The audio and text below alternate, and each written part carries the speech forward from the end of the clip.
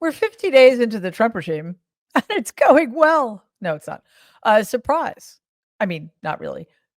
Donald Trump's stock market is in free fall. Take a look.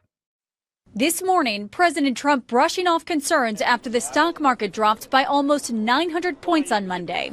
It's the biggest sell-off all year after Trump refused to rule out the possibility being raised by some economists that the U.S. could be heading into a recession. If the U.S. imposes tariffs to the degree that the president has been talking about and maintains them for more than a few months, I think a recession will be unavoidable. Well, that sounds fun. But wait, I'm confused. This couldn't possibly be the truth. A recession under Donald's brave and bold leadership? I mean, well, let me rephrase. A Donald Trump recession under Donald's brave and bold leadership? Who could possibly have imagined? I mean, especially with self-congratulatory predictions like these. Many people say that the only reason the stock market is up is because people think I am going to win. Stock market's going up. Scott Bessent, some of the smartest analysts on Wall Street said it's only going up for one reason, because Trump's leading in the polls and everyone thinks Trump's going to be president. They think Trump's going to win the election, that's why it's going up. I think the stock market's going up because I'm leading Biden in all of the polls. I think there will be a crash if I don't win. Did you see that? Their stock market crashed when we won. If Harris wins this election, you will quickly have a Kamala economic crash. You're going to have a crash. If we lose, you're going to have a crash like you wouldn't believe. Now, here's the bad news. They say if he doesn't win, you're going to end up in a depression. Wait till you see that. It'll be a 1929 style economic depression. The Biden team can say, well, if things are so bad, how come the stock market's on a roll? Because they think I'm going to be elected. That you think the stock market's rallying because people think you're... I do, yeah. First of all, I love it when he talks about himself in the third person. And secondly, stop using my fucking name. Jesus Christ, it's really getting tiresome. Okay, so fascinating. Sometimes when Donald is lying the most, he's actually telling the truth, just in an inverted way. So our market is tanking as Donald tries to ride the coattails of the Biden administration's strong economy while simultaneously completely ignoring his past predictions. I have no idea how this is going to play out. But before we go further, please hit like and share this video. And if you haven't subscribed already, please do, because we are pushing for 350,000 subscribers and we're almost there, which is exciting. After you subscribe, click on that bell icon. That way you will be notified every time a new video drops. As independent media, your support helps us reach more people so we can grow this thing together. Okay, so let's jump into the horrors that Donald's reckless and ill-informed moves have wrought on the stock market. Very recently, as of yesterday, the NASDAQ entered correction territory. If that sounds bad, it's because it is. Because that means NASDAQ reached a 10% decrease from its highest peak, which happened back late in 2024. Correction territory is an area of significance in trade, and it's considered a point at which the stock market has an opportunity to correct before it turns into a bear market. Bad market, bad. Bull market, good. Once we get into a bear market, it's very hard to get out of it. So let's think. So warning signs are flashing, basically, which means that, we need to change what we're doing. Think of it as a warning sign. Like, say you're heading towards a cliff and you actually know you are, but somebody says, hey, maybe that's not such a good idea. Turn left. That's what we call correction territory in the context of the stock market. The S&P, so the question remains, are we going to drive away from the cliff or over it? Well, considering who's in charge, is this really a difficult question to answer? The S&P also traded 9% below its record high, with 73% of S&P 500 stocks already in correction territory. MSNBC's Frank Holland has more. I want you to make sure you're hearing this number correctly. $4 trillion of market value since its all-time high less than a month ago. I'm talking on February the 19th. Citi putting out a note saying that U.S. exceptionalism, it's at least paused. It's giving you a sense of the sentiment on Wall Street. So all this action on the stock market is one thing. There's also rising concerns about the U.S. economy. Remember, the stock market and economy, they're not the same thing. But these economic worries, they're certainly fueling these stock market declines. Important to note that it's not just one thing that's impacting the stock market or the economy. It's tariff concerns that are fueling inflation concerns, that are fueling recession concerns, kind of like a snake biting its own tail. And now there's new concerns about the consumer. Yeah, it's exactly like Donald biting his own tail. And it's true. The stock market, what's happening with the stock market and other economic indicators are symptoms of Donald's completely insane, unprovoked, unilateral, well, not anymore, trade war against our allies. Some analysts are expressing concerns about a potential slowdown or a growth scare rather than a full recession, while others are hinting at something that's called stagflation. They're seeing that on the horizon. And stagflation is a term used to describe a period in which stagnant economic growth and high unemployment coincide with high inflation. This is essentially a recipe for disaster. A large percentage of Donald's tech bro oligarch billionaire buddies have their businesses and investments intertwined in the market, and they too are starting to feel the heat. According to the Billionaire Bloomberg Index, which is kind of something that shouldn't exist, the billionaires who attended Donald's inauguration and gave him a lot of money, can't imagine why, have collectively lost $200 billion since he took office. I don't often do this, but I'm going to quote Donald. Sad. Anyway, the Magnificent Seven, which includes Google's parent company, ABC, Meta, Meta platforms, which include Facebook, Amazon, Apple, Microsoft, Nvidia, and Tesla, fell collectively 5.2% on Monday. That is a big percentage drop. However, it pales in comparison to the massive one-day decline experienced by Tesla stock. Tesla stock alone fell 15.4%, its biggest one-day decline since July 2024. Current losses from largest to smallest among those billionaires include the $5 billion loss suffered by Bernard Arnault. Mark Zuckerberg lost $8 billion. Sergey Brin lost $23 billion. Jeff Bezos clocked in at a $31 billion loss. And then finally, once again, as always, because he just is, the biggest loser was Elon Musk, who reportedly lost $145 billion. And I am here for all of that. The problem is because we allow these single human beings to accrue so much obscene wealth, even those massive numbers won't affect them at all.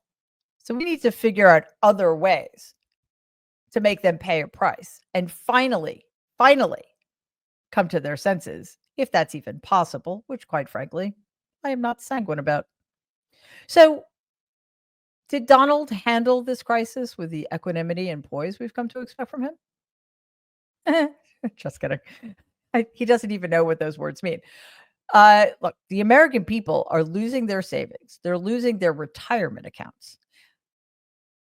So what? He doesn't care. However, the people who really matter to him, the aforementioned billionaires, are also losing massive amounts of money. As I mentioned earlier, will it affect them personally? Probably not. But, they have companies to run. They have shareholders and boards to answer to.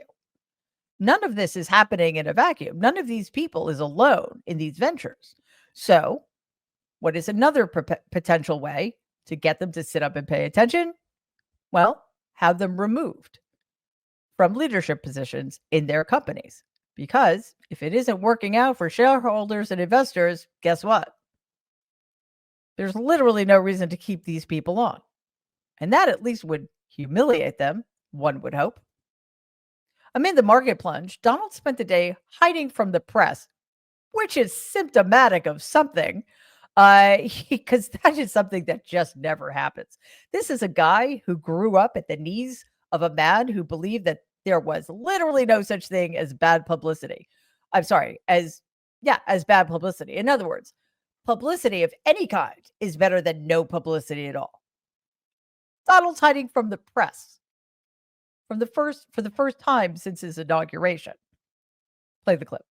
The Marine standing over my left shoulder indicates that President Trump is inside the West Wing today, but we have not seen him here at the White House, which is notable given he has several events on his public schedule, but they have all remained closed to the press, as we are seeing the stock market and Wall Street have the steepest declines since 2025 started and since President Trump took office for his second term. That comes one day after he declined to rule out the fact that his policies could potentially lead to a recession here in the United States. Are you expecting a recession this year? I hate to predict things like that. There is a period of transition because what we're doing is very big. We're bringing wealth back to America. That's a big thing.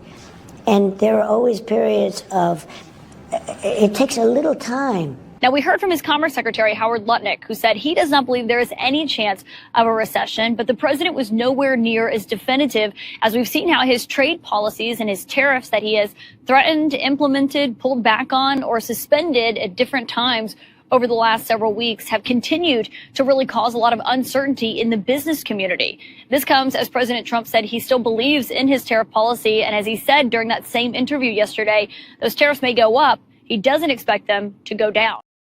Well, why would they? Because our allies are actually, well, former allies are actually fighting back as they should. But listen, he is a pathetic, weak coward. He's not going to face any of this. And even when, he has no choice, he'll lie. He'll blame President Biden. He'll blame Kamala Harris. He'll blame everybody except himself. And as we know, he is directly responsible for this one for many reasons, but most recently, because when asked about a recession, he basically shrugged it off as like, yeah, I don't want to talk about it. That's not the right answer.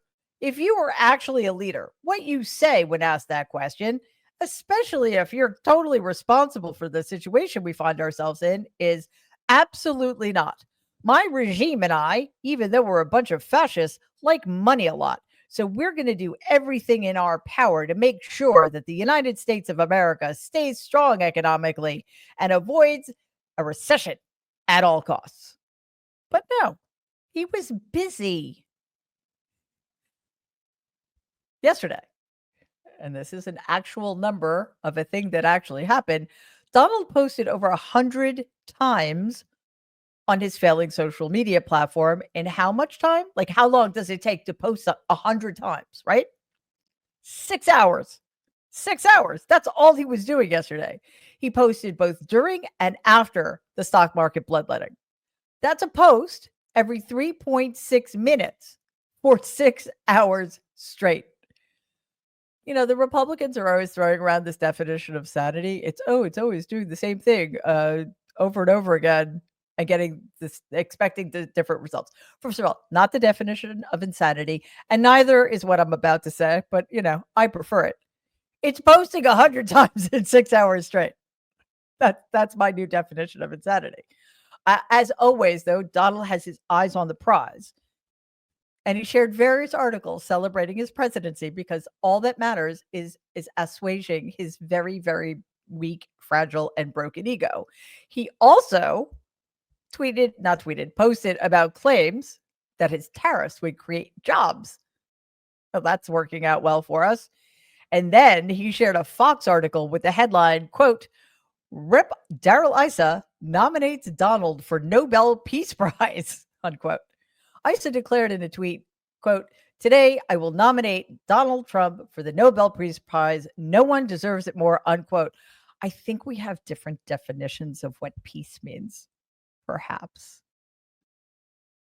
Then, in a post in which he admonished radical left lunatics, his favorite nickname for those of us who are sane and pro-democracy, he was mad at us because we're attacking Elon Musk and Tesla, which is to say we're protesting, which last I checked is still a First Amendment right, although I'm not entirely sure about that anymore. And he announced that he was going to be making a brand new purchase.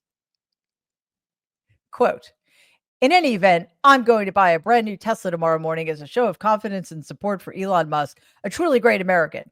Why should he be punished for putting his tremendous skills to work in order to help make America great again? Unquote. Well, okay. That's laughable. But you know what else is laughable? Like he thinks one Tesla is going to make a difference. Donald, you would have to buy the entire fleet of them at this point in order to reverse all of the damage that's being done by what, the protesters? No, the fact that Elon Musk is an incompetent fascist. That's the problem. You know what? Buy the Cybertruck. I hear it's awesome. Then Donald decided to plug a show many of us haven't thought about in over a decade, and most of us never thought about at all. Yes, The Apprentice. Quote, backed by popular demand for the first time in it's been 20 years. Wow. Time flies. The Emmy-nominated original Apprentice starring him, and he's talking about himself, is back. Watch season 1 of The Apprentice, now streaming on Prime Video. New seasons every Monday. Hashtag The Apprentice. Unquote. First of all, they're not new seasons. They're very, very old seasons. And as I was reading that to you guys, a shoe dropped. It's on Prime Video. I'm sure this had absolutely nothing to do with a quid pro quo between Donald and the corporate fascist, Jeff Bezos. Nothing at all. This morning, Donald decided to make things worse, one of his few legitimate skills, and posted an insane rant announcing the doubling of his planned tariffs to Canada on steel and aluminum from 25 to 50%. Quote, I have instructed my Secretary of Commerce to add an additional 25% tariff to 50% on all steel and aluminum coming into the United States from Canada, one of the highest tariffing nations anywhere in the world, unquote. Well, I don't think that was ever true, but what is true now is that we're probably the highest tariffing country on the planet. So at a moment when we, the United States of America, desperately needed Donald to course correct, Donald chose to double down. Another innate skill of his, adding fuel to the fire of the unprovoked trade war that used to be unilateral, but now I'm telling you is not. The unprovoked energy trade war with Ontario Prime Minister Doug Ford. Before noon today, Donald posted this, quote, why would our country allow another country to supply us with electricity even for a small area? Who made these decisions and why? And can you imagine Canada stooping so low as to use electricity that so affects the lives of innocent people as a bargaining chip and threat? They will pay a financial price for this so big that it will be read about in history books for many years to come, unquote. Well, there's a lot that's going to be read about in history books. I'm pretty sure it's not going to be the fact that Canada is protecting itself from your insanity, crazy person. Also, Donald, you're still going to have electricity, so you're trust me, you're not going to care about any of this. I live in New York, however. Anyway, Premier Ford wasted no time in responding. Take a look. On the electricity, stay tuned. So what does that look like? What are the potential responses? Well, we'll see. I'll talk to the team and we'll make an appropriate response to President Trump. Again, I stress this is not the American people. Canadians know it. And if we go into a recession, it's self-made by one person. It's called President Trump's recession, which shouldn't be this way. We should be booming both countries right now. Yeah, we should be. We really should be. But, cooperation, sane negotiations, those are not in Donald's wheelhouse. So expect this to get worse because, of course, it will. And when I say I'm in New York, this doesn't affect me. It affects parts of states like New York, Michigan, and Wisconsin that border Canada. I think it's something like 1.5 million households get their energy from Canada. And it's March. It's cold up there. So this is going to be not just expensive, but potentially a dangerous situation for people. You don't want to be in Buffalo, New York, for example, in March without heat and electricity. But again, Donald doesn't care because he's in the White House and he will always have electricity and heat and whatever he wants. And that's as it should be in his little mind. Okay, so now would be a good time for anyone, seriously, I'm not kidding, anybody in Donald's orbit to put a stop to this. But, we need people to gaslight us. If Donald's falling down on the job, he wasn't talking to the press yesterday. So somebody had to fill in that gap. Today, in an address on the impending government budget uh, showdown in the Senate, in the House and the Senate, House Speaker Mike Johnson was asked what he thought about this fallout. Plunged yesterday. It's going down again today. Part of the reason is because of President Trump's policies on tariffs, including the ones that were just introduced this morning. Can you comment here? Does Trump need to rethink what he is doing, given the chaos that we're seeing in the stock? This is how I feel about it. Many of us feel about it. The president has already proven what he can do on the economy. This is not theoretical. Look at the first term of the Trump administration. Prior to COVID, we've talked about this many times in here. After the first 2 years of the Trump administration, we had the greatest economy in the history of the world, not just the U.S. Go check it. We had every demographic was doing better. All boats were rising. We had a thriving U.S. economy. We were booming, and that's because of the policies and the strategy that President Trump led and delivered. We made America the first priority. That is what he is doing again. Now he's got to reshake and shape things because it's in a real mess. The last 4 years was a disaster. Really? Can somebody please give that guy the hook? He's grotesque. I mean, as a faux Christian, he lies with such fluency and conviction. I don't believe in hell. But yeah. Anyway, he might want to rethink your whole shtick, Mike. Because to say that during Donald's first administration we had the strongest economy in the history of the universe is just blatantly false in so many ways. Yeah, lifted all boats. Yes, that $1.7 trillion tax cuts for the richest of the rich, that 0.01% definitely helped the little guy, Mike. Also, it just isn't true. There's so many metrics that show that's not true. For example, I'll just use one. Manufacturing was down in the first 2 years of Donald's first administration. And I'm sorry, you don't get a pass for COVID because it was so horrifically mismanaged that an economic crisis was a global economic crisis was bound to happen. It was not inevitable if things had been handled differently, which is to say, if Donald had cared that he was killing people. Anyway, finally, today, as of last I checked, the Dow is down 360 points. And press secretary, the egregious Kelly Leavitt, that's not her name, Caroline Leavitt, had this to say. We see today, the numbers we saw yesterday, the numbers we'll see tomorrow are a snapshot of a moment in time. And as President Trump has said, and I'm here to echo the remarks of this president of this White House, we are in a period of economic transition. We are in a period of transition from the mess that was created under Joe Biden in the previous administration. Joe Biden left this country in an economic disaster. Okay. Speaking of lying with fluency, President Biden, the Biden-Harris administration, was handed the worst hand, I believe, any incoming president was dealt. We had a trifecta. We had an unmitigated global pandemic that had been worsened by the Trump administration, specifically Donald Trump.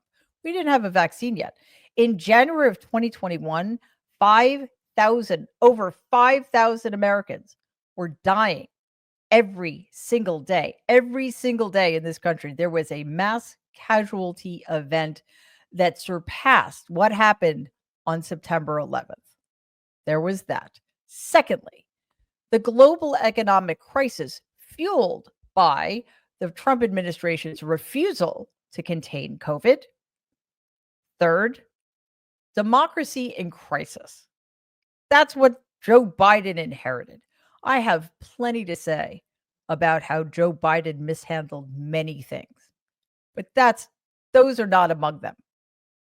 Except he lost the election. So maybe the whole democracy thing isn't working out too well for us. However, the United States of America had the strongest economy in the world when Donald came in and took it over and destroyed it. And it's only been 50 days. Please take a second and like and share this video. Be awesome if you could subscribe to the channel. If you're listening to us in podcast form, please follow us and give the show a 5-star rating because it really does help other people find our content. Thanks.